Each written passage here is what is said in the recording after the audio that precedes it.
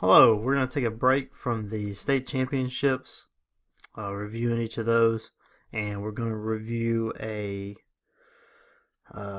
don't know exactly what it was called, the Geico ESPN game. I think they billed it as either national championship or state champion, something like that. But it's basically Lee County High School state champion here in Georgia, and they played a state champion from Maryland, I believe.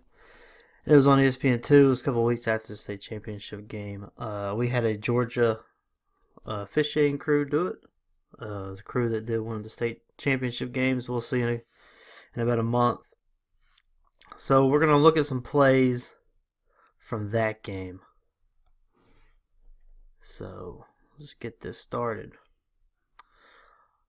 We want to keep your eye on the and I notice in this game, when I refer to side judge, field judge is going to be flipped to what we're used to. The side judge in this game is going to be here on your near side of the screen. Same thing, the headline judge. And your line judge and field judge are going to be on that far sideline. So we're going to look at the side judge's key, who's this receiver nearest us.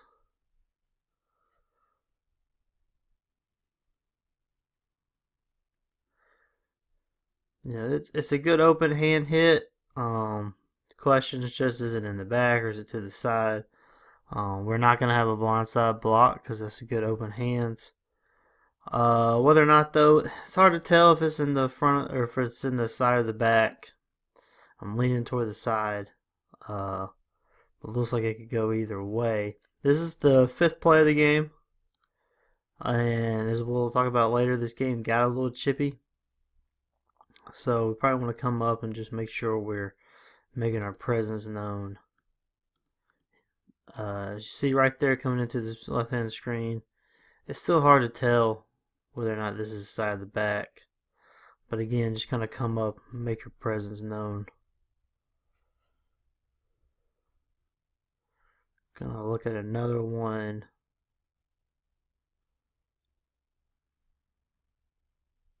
I think we're going to see the end zone view better. Whether or not we're going to have a blindside block or if it's good open hands. I can't find it now. Yeah, that's it, right there in front of you, right here.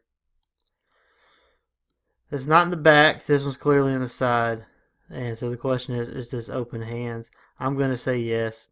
This is open hands. This is, and it's not a forceful hit anyway. He really kind of lays the blunt of the hit with his hands and then just kind of shoves them. So it's just a good block. This should not be a foul. That's not what we're looking for when it comes to blindside blocks.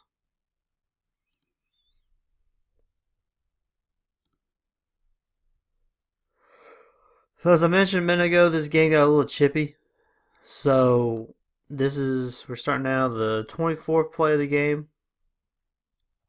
So when you have a chippy game, anytime you have marginal late hits, it's not a bad idea, just flag them. If the game's already chippy, then you tried using your voice, you tried talking to these players and it's not working, then we gotta go ahead and just start popping them. So that's what we do here. This game's already chippy, so you got a marginal late hit out of bounds. He had time to let up. He's clearly out of bounds. He had time to let up. He chose not to. Just go ahead and pop the flag. Same thing here. This is the 58th play of the game. We're going to have another marginal late hit. And now, for consistency's sake, if we're going to flag the previous one, then we got to flag this one anyway. But same thing, if you got a chippy game, anything like this, just go ahead and pop it. He's clearly out of bounds. The defender has time to let up. He chooses not to. So go ahead and get that. This one's a lot later in the game, toward the end. We're going to look in this area. That's where the flag comes in. Again, you're late in the game. It's been chippy. especially if the game's kind of getting out of hand. Stuff like that, just go ahead and flag it. I don't think we're going to see it from this angle. But, yeah, you know, he kind of throws a hand to the face there, takes a swipe at him. It's a good job flagging that.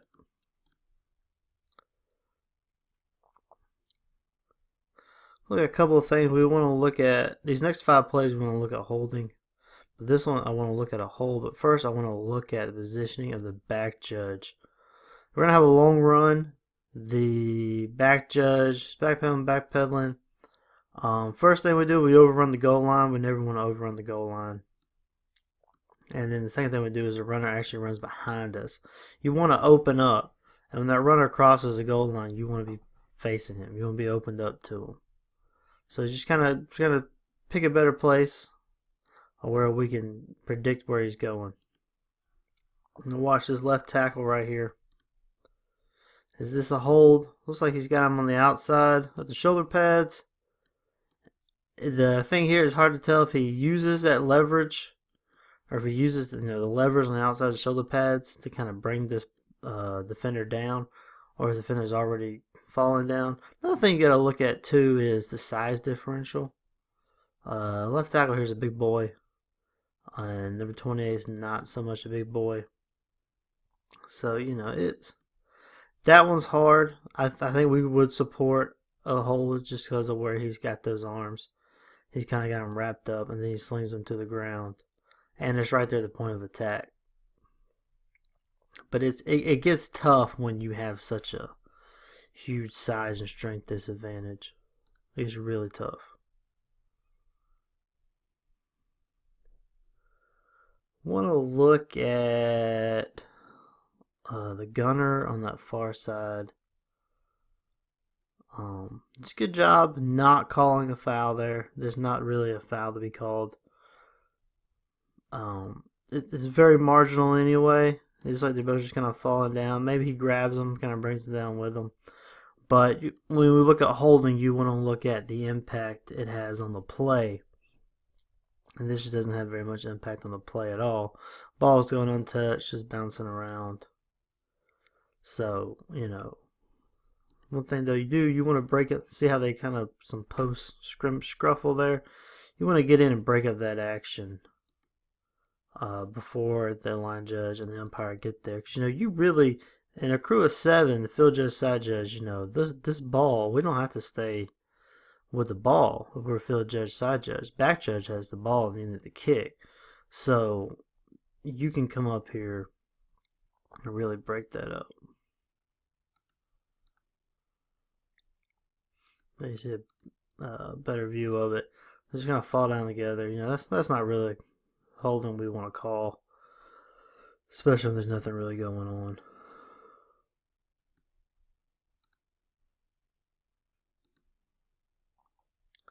I have an offensive hold right on what would have been possibly a roughing call. So since you have this hold, and that's clearly a hold, because of that hold, it's going to completely negate this roughing call. So it's not going to be double foul, offensive holding, and roughing the kicker. It's just going to be offensive holding. And since that hold is essentially what blocked him, or what kind of threw him into the kicker, then the hold negates the roughing.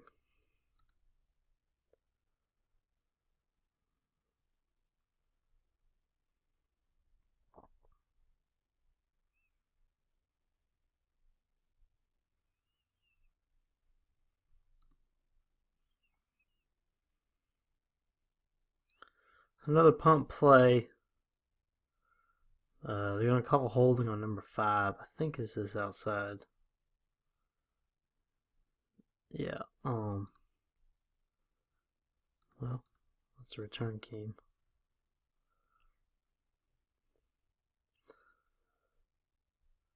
Again, there's not much going on there. We probably let that go.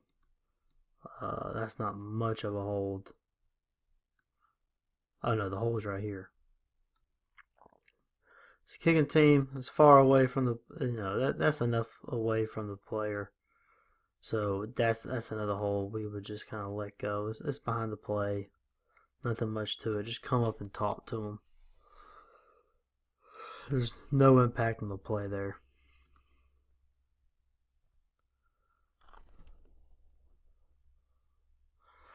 Again, just like the previous one, we watched this receiver on the bottom. They're going to call offensive hold on the receiver. Again, we probably let that one go. You see where the play is. You see how far away it is. It's very similar to the one we just saw on the punt.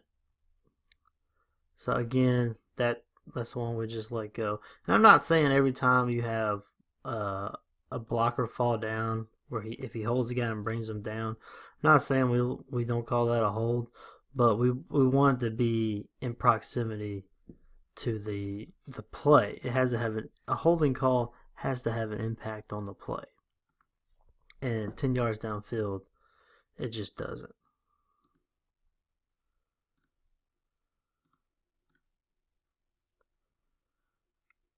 I'm going to watch the runner.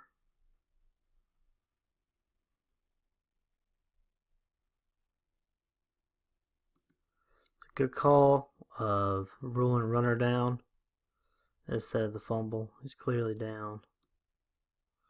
And we'll see it right there. Butt's on the ground. Now the ball comes out. And you can even see, before the ball comes out, you can even see the umpire's got his hand in the air, indicating that play's over. It's a good job there by the crew. Let's look at a couple DPIs. This one's this one's close. We see a lot of these bang ones. It looks a lot closer in real time than in slow motion, but I think this is a correct call. He gets there a little too early. Clearly impedes the path to the ball by making the contact as early as he does. I don't know if this view's going to be any better. No. But I mean, he's clearly there a little early. I mean, it's bang, but it's not as close bang as we see a lot of times where we say, hey, let that go because it's bang. He gets here pretty early.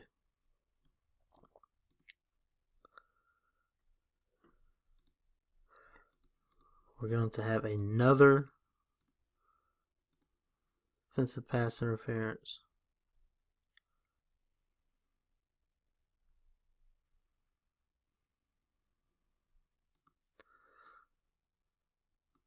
So this one we just want to ask ourselves, we're going to throw it, and this comes in from the line judge. We're going to throw, we need to have a category. So what's our category here? There's contact here, but the ball's not in the air. So it can't be pass interference. Now the ball's in the air and there's no contact. Now it looks like the contact, when there is contact, it looks like it's after the ball. So you may have contact right there, but the ball's already over his head. So anytime we throw a flag on the ground for pass interference, defensive or offensive, we need to have a category, or don't throw it. If you don't have a category, then don't throw it.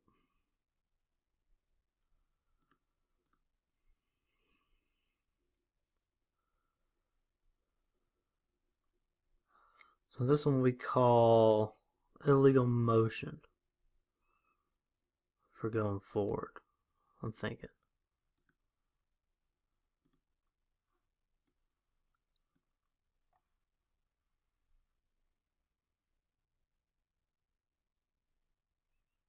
Yeah, it's close.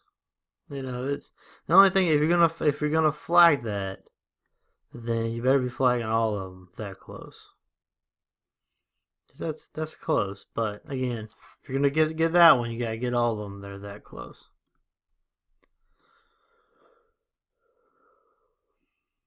So this one let's watch this receiver at the top of the screen. He's never gonna come inside the numbers, which normally would be illegal sub. But see the secondary defender come over here and match up. Because he recognizes it and matches up, then we just don't worry about the illegal substitution call. So, I mean, it kind of goes against the rule book, I understand, but if the defender's going to match up, there's no advantage gained by him not coming inside the numbers. So the defense matches up on that receiver, just let it go. All right, this was a big one in this game, and we're still fairly early in the game. 44th play of the game. So we're going to watch the huddle film of it first, and then I have the ESPN version. But a catch and fumble is the call.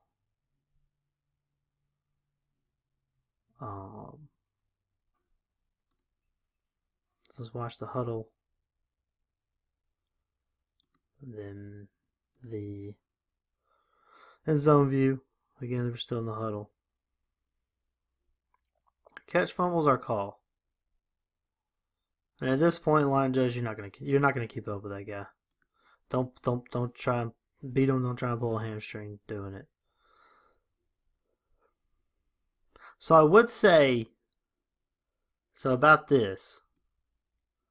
So this is 6 plays after that illegal motion we just saw. That was kind of marginal.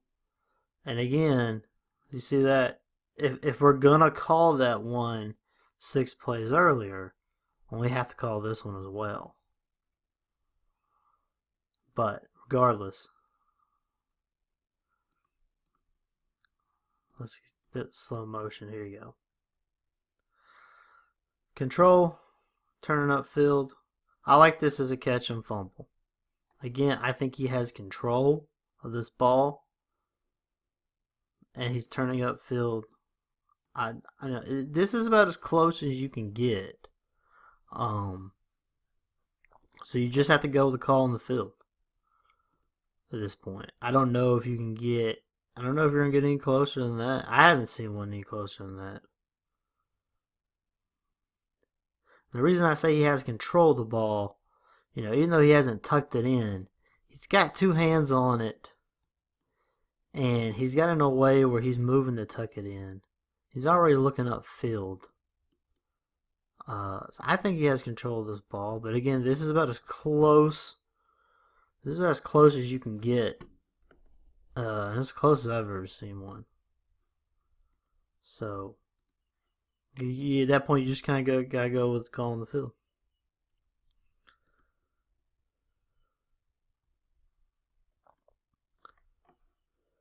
Here's another one we're gonna negate the roughing, because he's blocked into him. See that this guy's going to come out. The blocker's going to come out and just kind of give him a shove. And that shove is what's going to send them into the kicker. It looks brutal, but, if they're blocked into him like that, then we can't call roughing the kicker. If that were the case, these blockers would be shoving these defenders and the kickers all the time. So that's a good no call for holding off on the roughing the kicker. It looks a lot worse than it is.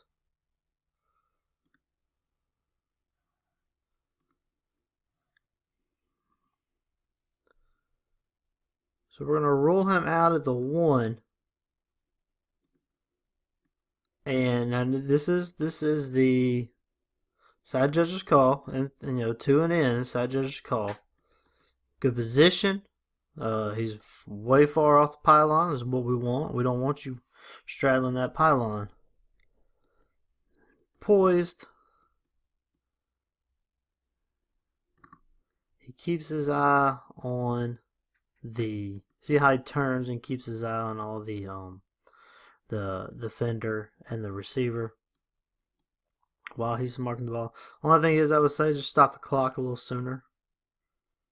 Yeah, just go and stop the clock a little sooner than that. But other than that, good job. Good job of the headline judge here. Also going down there and unmixing the colors. Just a good play. Good job there. Good mechanics. Great mechanics. You can see a little easier. But I like this. I like this being rolled out of the 1. I don't think he crosses that pylon.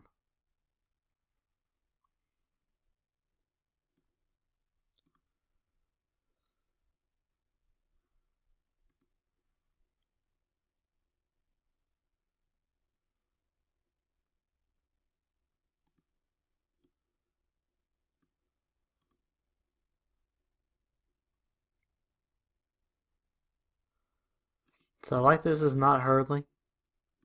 Remember, if you're gonna call hurdling on a runner, they gotta have one foot in front of the other. Like you see the track athletes doing like high hurdles. They really gotta stick that leg in front of the other. And this one's just more of a hop. So, good job of not calling that a hurdle.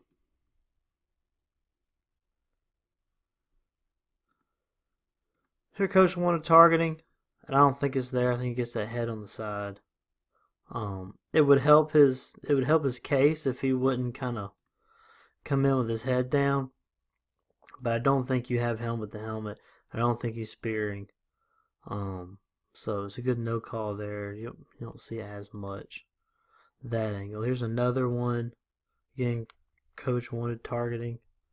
This one's not even close.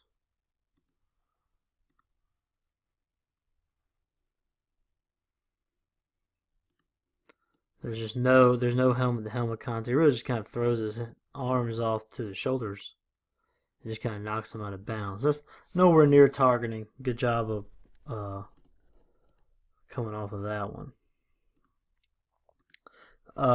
Shot block was the call. It is going to be this one right here. Chop block's a call. I don't see this as chop block. I just see it as a illegal block below the waist because it's not immediate. See how it kind of comes up and then goes down. And I think the other blocker was just engaged with someone else, and they just kind of pushed into each other. So instead of a chop block, I think we live longer just going illegal block below the waist. It is a illegal block below the waist because he has that defined delay. He kind of comes up.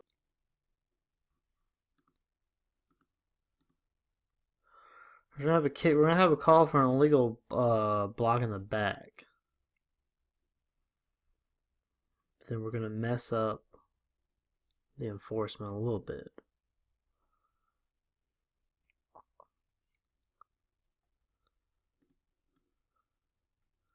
So we got the block in the back is right there. What is that? The 28 maybe? Right here.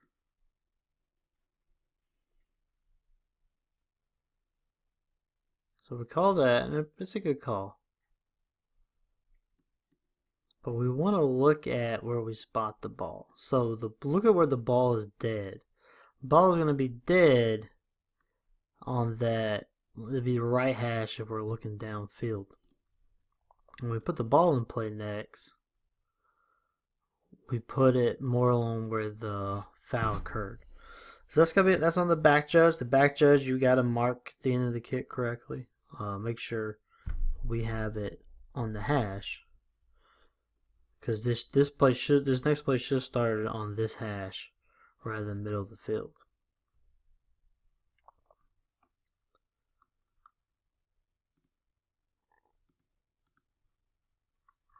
All right, last one. Just a quick mechanical thing. Field judge, even deep, always know where your goal line is and never overrun it. Just always have your eye, just kind of keep peeking down and know where the goal line is. Start to slow down. You kind of want to be slowing down anyway, so your eyes aren't moving as much when you're making this ruling. So again, just kind of always know where you are on the field so you don't overrun the goal line. All right, that's it. A lot of plays to look at on that one. But we'll be back here next week with the 3A final.